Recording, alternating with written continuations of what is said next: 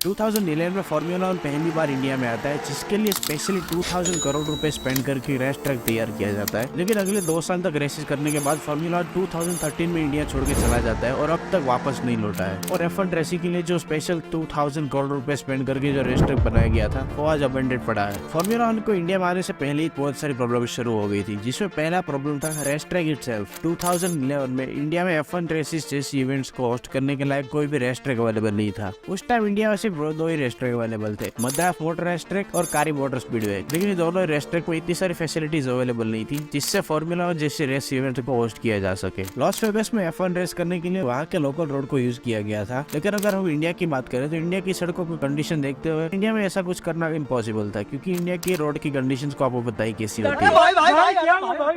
इसलिए इंडिया में formula 1 race को होस्ट करने के लिए एक नई फैसिलिटी को बनाना पड़ा। अगर हम इंडिया को छोड़कर बाहर के कंट्रीज की बात करें तो वहाँ पर होने वाली F1 रेसेस को वहाँ की गवर्नमेंट सपोर्ट करती है। फॉर एग्जांपल यूएसए में ऑस्टिन मेट्रो एरिया में 2012 से लेकर 2050 तक जो F1 रेस की गई, उस रेस की वजह से वहाँ की इकोनॉमी पर $2.8 बिलियन का इम्पैक्ट पड़ा था। और इसी बात को ध्यान रखते हुए बाहर की गवर्नमेंट्स वहाँ की F1 रेसेस को सपोर्ट करती है। लेकिन इंडियन गवर्नमेंट का कुछ अलग ही प्लान था। इंडिया में F1 रेसिंग करने के लिए ब्रांड न्यू फैसिलिटी की जरूरत थी और इसके लिए बहुत सारा पैसा लगने वाला था। इसको फंड करने के लिए हमारी इंडियन गवर्नमेंट ने साफ साफ मना कर दिया। सो फाइनली इंडियन गवर्नमेंट की तरफ से कोई भी सपोर्ट ना मिलने की वजह से जेपी ग्रुप को खुद ही अपने पैसे लगाकर वहाँ की फैसिलिटीज को क्रिएट करना पड़ा। रेस ट्रैक को ग्रेटर नोएडा में बनाया गया था, जिसको हरमन टिल्की ने डिजाइन किया था। ट्रैक का नाम बोध इंटरनेशनल सर्किट रखा गया, जो 5.14 किलोमीटर लंबा था और जिसकी सीटिंग कैपेसिटी 110,000 थी, जिसको आगे बढ़ाकर 200,000 भी किया जा सकता था। और रेस ट्रैक को बनाने में टोटल खर्चा 2000 करोड़ रुपीज आया था। और ये रेस ट्रैक 2011 के ग्रांड प्री के कुछ हफ्ते पहले ही कंप्लीट हुआ था। 2011 में सब ठीक गया था। पहली इवेंट में 95,000 लोगों ने अटेंडेंस थी, लेकिन असली प्रॉब्लम्स तो अब शुरू होती है। इंडिया में उस टाइम F1 के ज्यादा फैंस नहीं थे। 2011 में इंडिया में सिर्फ 10% लोगों के पास ही इंटरनेट था, जिससे ऑब्वियसली मेजॉरिटी ऑफ इंडियंस को F1 रेसेस के बारे में पता नहीं था। जो भी उसके डाई हार्ड फैन थे वो साउथ इंडिया में बिलोंग करते थे। और रेस ट्रैक को साउथ इंडिया से बहुत दूर ग्रेटर नोएडा में दिल्ली के पास बनाया गया था, जिससे साउथ इंडिया के फैंस को F1 रेसिंग के इवेंट्स को अटेंड करने के लिए बहुत दूर से ट्रैवल करके आना पड़ता था। और से फॉर्मूला 1 रेस की टिकट भी बहुत ज्यादा हाई रखी गई थी। अगर हम F1 रेसिंग और क्रिकेट की बात करें तो क्रिकेट मैच की टिकट 850 रुपए से स्टार्ट होती है, लेकिन F1 रेस की टिकट की बात करें तो 2500 रुपए से शुरू होकर 35,000 रुपए तक जाती थी। और हम सबको पता है कि इंडियन कस्टमर कितना प्राइस कॉन्शियस है,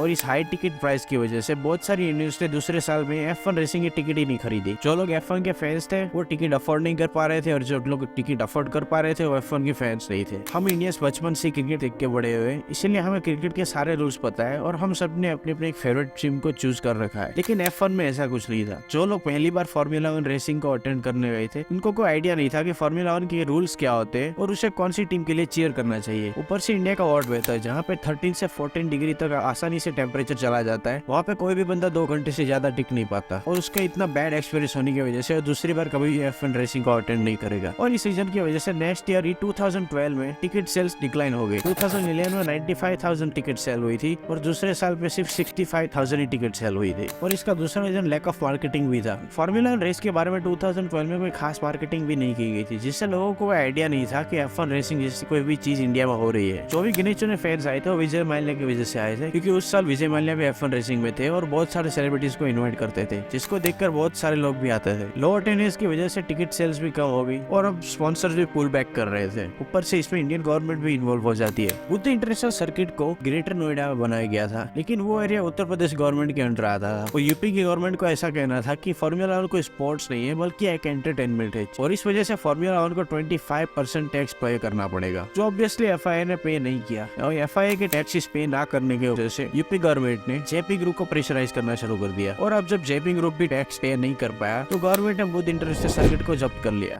ये भगवान क्या जुल्म है, सारा काम करूं मैं खाए वो। और 2000 करोड़ रुपए स्पेंड करके बनाया गया ये बुद्ध इंटरनेशनल सर्किट अब अबंडेड पड़ा हुआ था। 2013 के बाद इसमें कोई भी फॉर्मूला 1 रेसिंग इवेंट्स नहीं होस्ट हुए हैं। 2000 करोड़ रुपए स्पेंड करके जो रेस ट्रैक बनाया गया था उसका कोई भी पर्पस नहीं रहा था। बीच बीच पे छोटे मोटे ब्रांड्स अपनी कमर्शियल शूट करने के लिए इस रेस ट्रैक का यूज करते थे, और कभी कभी रिच किड्स अपनी फेवरेट सुपर कार को लेकर यहाँ पे टेस्ट करने आ जाया करते थे। और इस तरह से फॉर्मूला 1 2013 के बाद कभी इंडिया में लौटा ही नहीं है। लेकिन हाल ही में इंडिया में कुछ एक्टिविटीज देखने को मिली है, जिससे साबित होता है कि FIA अभी भी इंडिया में इंटरेस्टेड है। जैसे कि 2030 फरवरी में हैदराबाद में FIA ने ई-प्रिक्स को होस्ट किया, और अब जेपी ग्रुप ने भी बुद्ध इंटरनेशनल सर्किट को गवर्नमेंट से बाय बैक कर लिया है। और 2023 में बुद्ध इंटरनेशनल सर्किट पर MotoGP इवेंट इवेंट होने वाली है जिसका नाम भारत मोटो जीपी रखा गया है और इसमें यूपी गवर्नमेंट भी इस रेस को कम्प्लीटली सपोर्ट करेगी और आने वाले फ्यूचर में शायद F1 रेसिंग इंडिया में कमबैक कर सकती है।